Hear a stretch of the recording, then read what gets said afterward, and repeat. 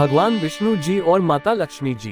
एक बार भगवान विष्णु जी शेषनाग पर बैठे बैठे बोर हो गए और उन्होंने धरती पर घूमने का विचार मन में किया।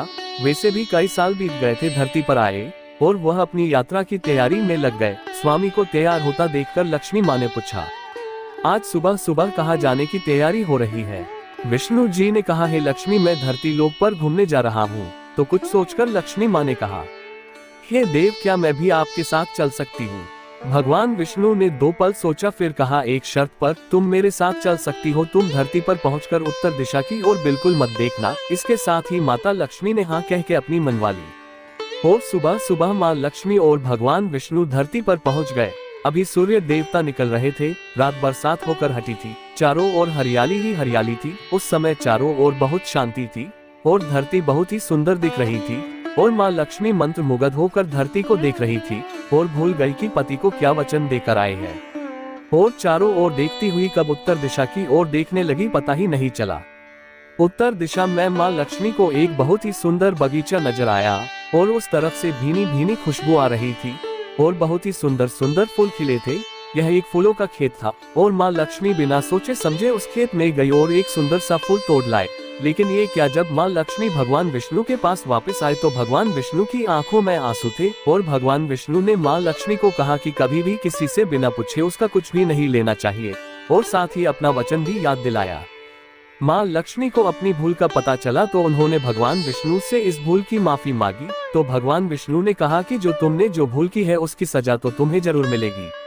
जिस माली के खेत से तुमने बिना पूछे फूल तोड़ा है, यह एक प्रकार की चोरी है। इसलिए अब तुम 3 साल तक माली के घर नौकर बनकर रहो। उसके बाद मैं तुम्हें बैकुंठ में वापस बुलाऊंगा। माँ लक्ष्मी ने चुपचाप सर झुकाकर हाँ कर दी। आजकल की लक्ष्मी थोड़े थी और माँ लक्ष्मी एक गरीब औरत का रूप धारण करके उस खेत के मालिक के घर गई।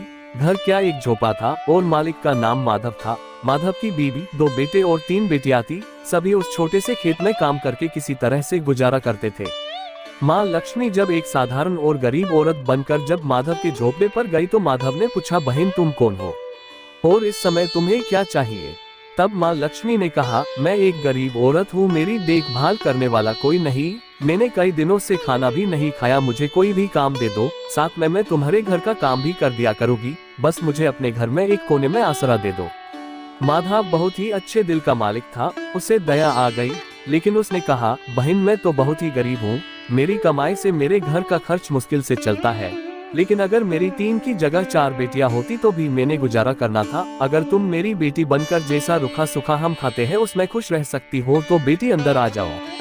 माधव ने माँ लक्ष्मी को अपने झोपड़े में शरण दे दी और माँ लक्ष्मी 3 साल उस माधव के घर पर नौकरानी बनकर रही। जिस दिन माँ लक्ष्मी माधव के घर आई थी उससे दूसरे दिन ही माधव को इतनी आमदनी हुई फूलों से कि शाम को एक गाय खरीद ली। फिर धीरे धीरे माधव ने काफी जमीन खरीद ली और सबने अच्छे अच्छे कपड़े भी बनवा लिए और फिर एक बड़ा पक्का घर भी बनवा लिया। बेटियों और बीवी ने गहने भी बनवा लिए और अब मकान भी बहुत बड़ा बनवा लिया था। माधव हमेशा सोचता था कि मुझे ये सब इस महिला के आने के बाद मिला है। इस बेटी के रूप में मेरी किस्मत आ गई है मेरी। और अब 2-5 साल बीत गए थे, लेकिन माँ लक्ष्मी अब भी घर में और खेत में काम करती थी। एक दिन माधव जब अपने खेतों से काम खत्म करके घर आया तो उसने अपने घर के सामने द्वार पर एक देवी स्वरूप गहनों से लदी एक औरत को देखा। ध्यान से देखकर पहचान गया, अरे ये तो मेरी मुंह बोली चौथी बेटी यानी वही औरत है। और पहचान गया कि यह तो माँ लक्ष्मी है। अब तक माधव का पूरा परिवार बाहर आ गया था और सब हैरान होकर माँ लक्ष्मी को देख रहे थे। माधव बोला, है माँ हमें माफ कर, हमने तेरे से अनजाने में ही घर और खेत में काम करवाया है। माँ ये कैसा अपराध हो गया है माँ, हम सब